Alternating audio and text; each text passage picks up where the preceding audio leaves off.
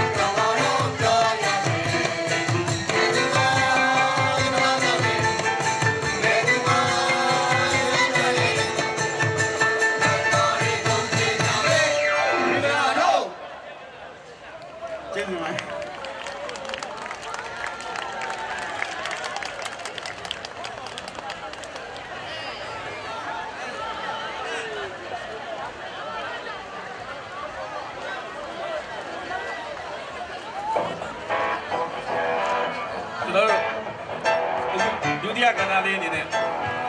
အားလုံးပြောင်းလိုက် လိုက်ကြပါဆိုတဲ့အားချစီတင်ပြပါခင်ဗျာ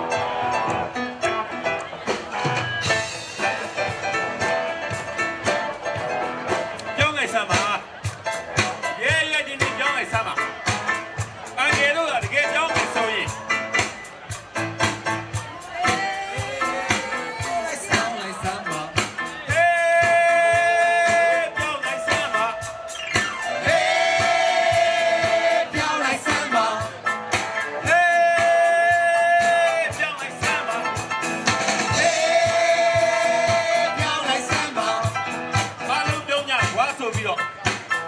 ကျူးကျော်အိမ်တွေကိုဖျက်ပါဆိုပြီးခိုးဝဲကြီးကိုဆွဲပြလိုက်တော့ကောဘယ်သူတွေကဘာပြောလို့လဲဘယ်သူတွေကဘာပြောလို့လဲပြည်သူတွေကဘာပြောလို့လဲပြည်သူတွေကဘာပြောလို့လဲပြည်သူတွေကဘာပြောလို့လဲတစ်ဖက်နိုင်ငံကိုလက်ကိုရမ်းပြီးတစ်ဖက်နိုင်ငံမှာတော့ပြီးနိုင်တယ်နေလို့ဒါကလို့ပိုင်ဆိုင်တဲ့ကျွန်တော်တို့နိုင်ငံကြတော့အမောင်ထဲမှာနေကြဆိုတော့လေနေခဲ့ကြတာပဲပြည်သားကတော့တက်တာလေးတွေပြည်သူတွေကဘာပြောလို့လဲပြည်သူတွေကဘာပြောလို့လဲအားလုံးကြောင်းဖို့လုပ်တဲ့ဟာကိုပြည်သူတွေကဘာပြောလို့လဲအားလုံးကြောင်းဖို့လုပ်တဲ့ဟာကိုပြည်သူတွေကဘာပြောလို့လဲအားလုံးကြောင်းဖို့လုပ်တဲ့ဟာကိုတို့ပြည်သူဘာပြောလို့လဲအားလုံးကြောင်းဖို့လုပ်တဲ့ဟာကိုတို့ပြည်သူကဘာပြောလို့လဲလူငယ်တွေပညာသင်ကြားနေတဲ့ရန်ကုန်တက္ကသိုလ်မှာကြီးကိုသင်ကြားကိုရဲ့ဟိုးပဲခိုးဝဲကြီးကိုပြောင်းရွှေ့လိုက်တော့ဟောဘယ်လူတွေကဘာပြောလို့လဲဘယ်လူတွေကဘာပြောလို့လဲပြည်သူတွေကဘာပြောလို့လဲပြည်သူတွေကဘာပြောလို့လဲပြည်သူတွေကဘာပြောလို့လဲစေယုံကြီးတွေမှာထိုးသေးမရှိဘူးစားသေးမရှိဘူးအိတ်စရာကလေးမရှိဘူးထုံးပြဆောင်မရှိဘူးကိုယ်စီကိုခံအပြင်ကဝယ်ခဲ့ပါဆိုတော့လေပြည်သူတွေကဘာပြောလို့လဲပြည်သူတွေကဘာပြောလို့လဲအားလုံးကြောင်းဖို့လုပ်တဲ့ဟာကိုပြည်သူတွေကဘာပြောလို့လဲပြည်သူတွေကဘာပြောလို့လဲပြည်သူတွေကဘာပြောလို့လဲပြည်သူတွေကဘာပြောလို့လဲပြည်သူတွေကဘာပြောလို့လဲအကယူလာပြောင်းမယ်ဆိုရင်ပြောင်းပြလိုက်စမ်းပါ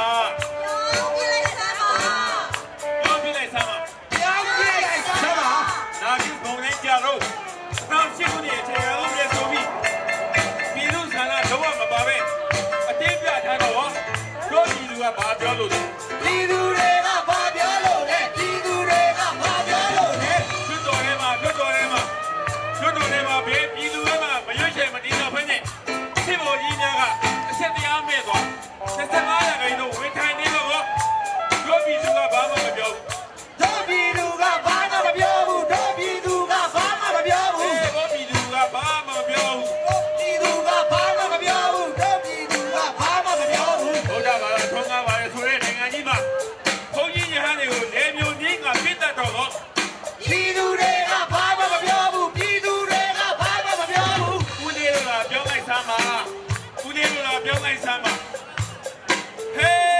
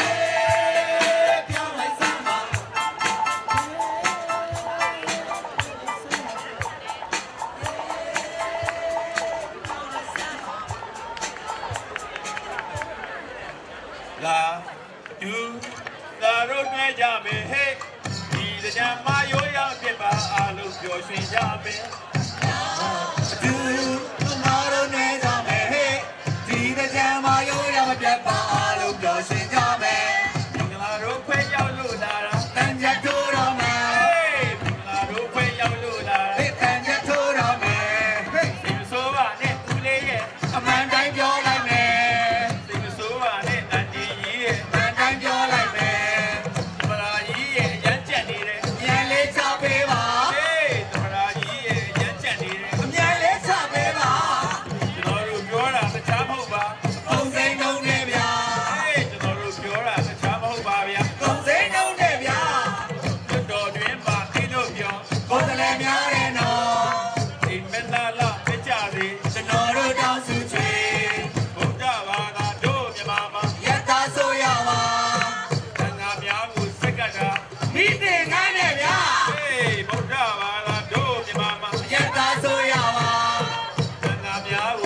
တာ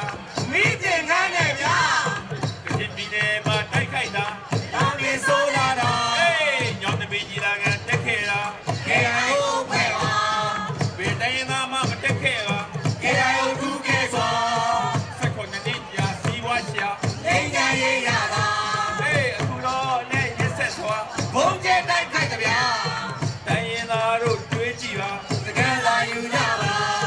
ပါဒီကြီးပြောင်းလဲနေပြီ လူတိုင်းပြောကြသည် အတန်နာလာပြီးစံမပါ KIO ဥပမာ အတန်နာလာပြီးစံမပါ စကန်မြောက်ဥပမာ နိုင်ငံရေးဖွဲ့တွေများပြားစွာ ဂျပန်မှာရှိကြဗျာ နိုင်ငံရေးဖွဲ့တွေများပြားစွာ ဂျပန်မှာရှိကြဗျာ ဓာတ်စီရေးကောက်တာတောင်းကျမ်းလာ စက်ချင်းနဲ့ထူပါ ဓာတ်စီရေးမထက်ရင်ဝေးလင့်กว่า နိုင်ငံရေးတဲ့ကွာ ဝေမြန်နာထက်ရင်လူကြီးဖြစ်မှာ ဒီမိုကရေစီဗျာ ကြံပွဲလာပြိတ်သက်များစွာ အလုံးမင်းချောကြတာ ကြံပွဲလာညီမလေးတို့မှာ အလုံးမင်းလာကြတာ ကြံများနဲ့မတရားထုတ်ဖို့ မင်္ဂလာတို့ဟေနော် ကြံများနဲ့မတရားထုတ်ဖို့ မင်္ဂလာတို့ဟေနော် ဒီကျေးမှုကိုထိမ့်သိမ့်မှာ မင်္ဂလာတို့ဖွဲ့ပါ ဒီကျေးမှုကိုထိမ့်သိမ့်မှာ မင်္ဂလာတို့ဖွဲ့ပါ ဒီကျေးမှုကိုထိမ့်သိမ့်မှာ မင်္ဂလာတို့ဖွဲ့ပါ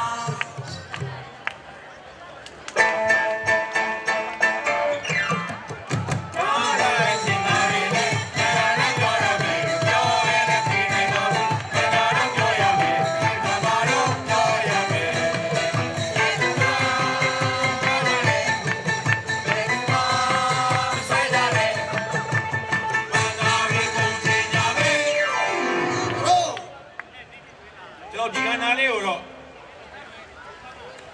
5ပိုင်း5ပိုင်းလို့ကျွန်တော်တို့ကအမိပေးထားပါတယ်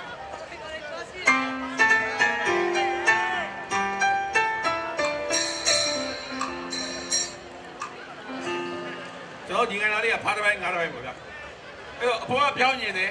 အောက်ကမပြောင်းနေဘူးအောက်ကမပြောင်းနေဘူးအပေါ်ကလူတွေကပြောင်းနေတယ်ဝိဝါဒတွေတွဲပြားနေအဲ့တော့ဘယ်လိုပဲဖြစ်ဖြစ်ပြောင်းလဲမှုတွေကတိတာထင်ရှားမှုမရှိဘူးအိမ်ခွေနေတယ်အဲ့တော့ဘယ်လိုအဲ့တော့ဒီလိုဖြစ်နေတယ်မြကျွန်တော်နိုင်ငံပြောင်းလဲရအမှန်တကယ်လို့ပြောလို့မရပါဘူး5ပိုင်း5ပိုင်းဆိုလို့စကားဆက်ပြီးလို့ပဲကျွန်တော်ပြောလိုက်ပါအောင်ပဲကျွန်တော်ဒီနိုင်ငံမှာဗာလဲ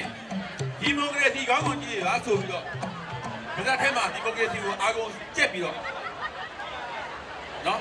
တန်ညဆိုတာကိုကြောက်တယ်တန်ညတိုင်ဒီကောင်တွေကတော့ငါတို့စော်တဲ့ကောင်တွေပဲဆိုပြီးတော့အကျိုးကြီးစွာတဲ့တုံ့ပြန်နေတဲ့ခေါင်းဆောင်တွေရှိပါတယ်အဲ့ဒီလူတွေလည်းကျွန်တော်ဖားတစ်ပိုင်း၅တစ်ပိုင်းနဲ့တင်သားကြပါတယ်ဒီကနေ့လေးကိုကျွန်တော်တို့ကအခုလိုပေါ်ထုတ်ပေးနေပါတယ်ခင်ဗျာ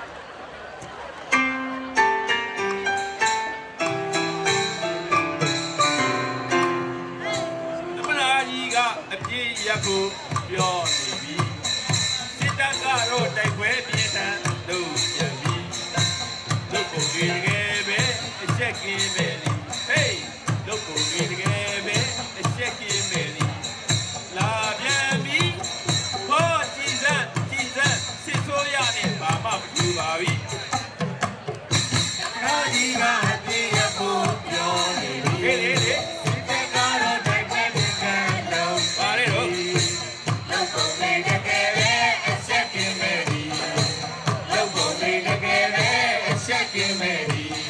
လာပြန်ပြီဟောကြည်စမ်း